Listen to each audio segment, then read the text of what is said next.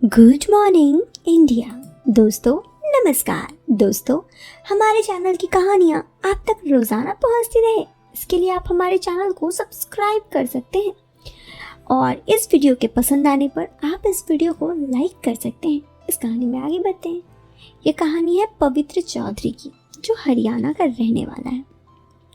वो कहता है, बात उस वक्त की है जब मैं 12वीं में पढ़ता था और घर से दूर हॉस्टल में बहुत उदास रहता, क्योंकि वहाँ मेरी कोई दोस्त नहीं था। मैं बहुत अकेला महसूस करता था। पहली बार घर से दूर भी आया था ना, इसीलिए हमारी कक्षा में बहुत सारी लड़कियाँ थीं, एक से बढ़कर एक खूबसूरत। जैसे कि मैंने बताया, मेरा कोई दोस्त नहीं था। अब तक तो मैं भी एक अच्छे दोस्त की तलाश में था। मुझे नहीं मालूम था कि एक दिन ईश्वर मेरी ये तलाश पूरी कर देगा। मैं कक्षा में बैठा पढ़ रहा था कि अचानक मुझे लगा कोई पीछे की भी बात कर रहा है। मैं पीछे मुड़कर देखा तो हमारी कक्षा की एक लड़की, जिसका नाम सोनिका था, अपनी सहेली से कुछ बातें कर रही थी। मुझे अपनी तरफ देख पाकर वो सकपका उठी और चुप हो गई। मैं समझ गया, दाल में कुछ काला जरूर है। अब मैं दोबारा अपनी पढ़ाई में कोशिश करने लगा, पर मेरा ध्यान उन्हीं की तरफ था। सोनिका बड़ा सी खूबसूरत लड़की थी, एकदम मानो अप्सरा की तरह। भगवान ने उसे बड़े ही फुर्सत से बनाया था। बड़ी बड़ी आंखें, टमाटर जैसे खूबसूरत होंठ और बड़े बड़े नागिन से लहराते बाल, हिरनी जैसी चाल, मानो कि बस एक कयामत थी। डर तो लगता था कहीं हाथ कुछ कह दूँ तो बुरा मान जाए। मुझे अपनी किस्मत पे नाज हो रहा था उस वक्त। वो लड़की ही मेरे बारे में दूसरी लड़की से बात कर रही थी। वो भी लड़कियां हॉस्टल में रहती, शायद उनको हाल ही में मेरी तरह था, पर कहने से डर था। मतलब शायद उसका हाल मेरी तरफ था कि मुझे पसंद करती है। मैंने सोचा कोशिश करने में क्या जाता है। 2 दिन बाद फ्रेंडशिप डे था। मैंने एक दोस्त से कुछ फ्रेंडशिप बैंड मंगवाए और अच्छा सा लेटर लिखा और कहा कि अगर ये मेरा बैंड स्वीकार कर ले तो मैं उसे दे दूँ। और हुआ भी कुछ ऐसा। मन में डर था, पर हिम्मत करके मैं उसके अकेला पाकर उसे प्रपोज कर दिया। पर उसने मना कर दिया। मैं उदास होकर कक्षा में बैठ गया। थोड़ी देर बाद मेरी ही कक्षा की एक लड़की पूजा ने आकर मुझसे कहा, सोनिका तुझे नीचे कॉमन रूम में बुला रही है। मैं नीचे गया तो देखा सोनिका वहाँ खड़ी मेरा इंतजार कर रही थी। मैं उसके पास गया। वो बिल्कुल डरी और सहमी सी थी। मैंने पूछा, क्या बात है, मुझे क्यों बुलाया? मुझे पता तो था ही कि वो वही चाहती है जो मैं चाहता हूँ, बस कहने से डर रही थी।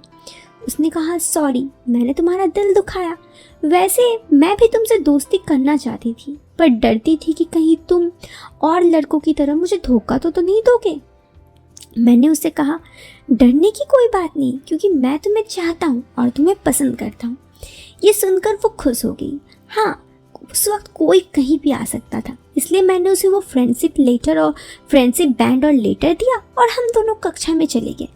मैं भी आज बहुत खुश था, क्योंकि मेरे अरमान और इंतज़ार दोनों ही पूरे हो चुके थे।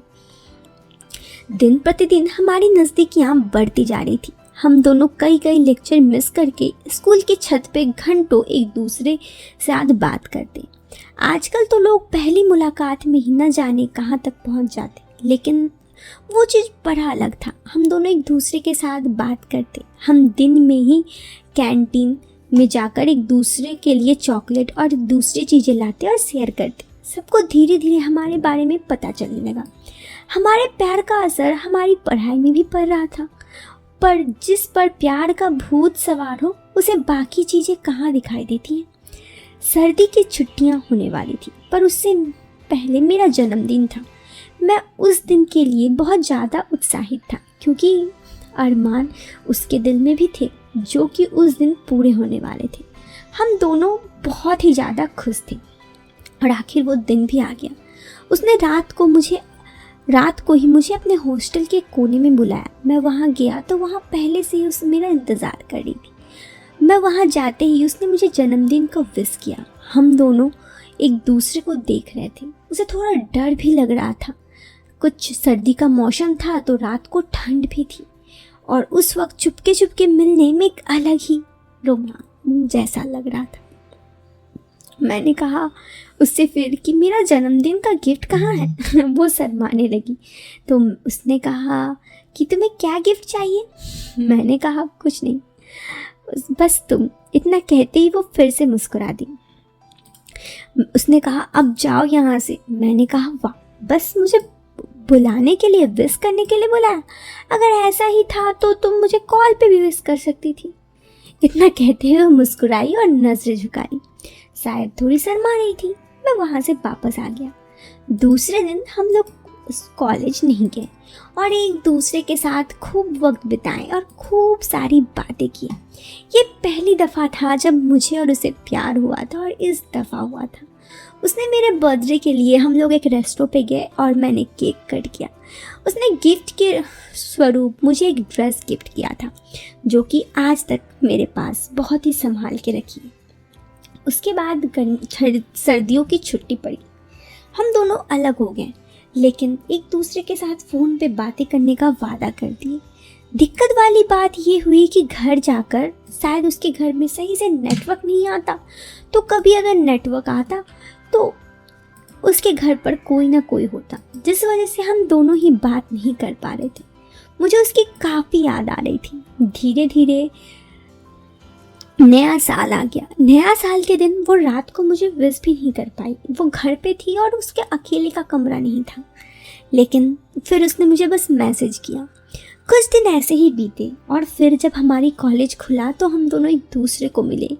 वो मुझे देखकर उसकी आंखों में आंसू आ गए। उस वक्त मैं समझा कि वो मुझे कितना प्यार करती, और मैं समझ गया कि चाहे कुछ भी हो जाए मैं उसे दुनिया में कभी धोखा नहीं दे सकता, क्योंकि उसे जैसा प्यार, या फिर यूँ कहे तो फर्स्ट लव, एक बहुत ही प्यारा एहसास था जो हम दोनों का ही था। इसीलिए उस दिन के बाद हम दोनों एक दूसरे से थोड़ा और करीब हो गए। हमारी नज़दीकियाँ इस तरह बढ़ी कि हम दोनों एक दूसरे से खूब मिलते, लेकिन प्यार की आगे की सीमा हम नहीं पहुंच पाते, क्योंकि होटल वगैरह जाने में डर रहता। और बात ये भी थी कि कॉलेज में पॉसिबल नहीं था, लेकिन हमारा ये प्यार बहुत बड़ा। और फिर उसके बाद एक दफ़ा हमने प्यार पे एक दूसरे के साथ शादी कर ली। हम दोनों एक दूसरे के साथ लाइफ में आज भी बहुत खुश हैं। ये हमारी पहली प्यार था जिनको हम दोनों ने मिलकर निभाया, और ज़िंदगी में इस तरह साथ चले कि हम दोनों पति पत्नी बन गए। दोस्तों, ज़रूरी नहीं है कि प्यार में सिर्फ कुछ और ही हो। कभी कभी प्यार एक बड़ा ही प्यारा सा एहसास होता है। आप प्यार का डेफिनेशन क्या देंगे ये तो मैं नहीं जानता, लेकिन मेरे लिए प्यार सबसे खूबसूरत एहसास है। तो दोस्तों, ये प्यारी सी कहानी यहाँ पे ख़त्म होती है। कैसी लगी आपको ये कहानी? कमेंट बॉक्स में कमेंट करके ज़रूर बताएं। पसंद आई हो तो लाइक कीजिएगा, चैनल पे पहली बार आए हैं तो सब्सक्राइब कीजिएगा। हम मिलते हैं फिर एक नए वीडियो में एक नया इंटरेस्टिंग टॉपिक के साथ। Till then bye bye, take care, bye.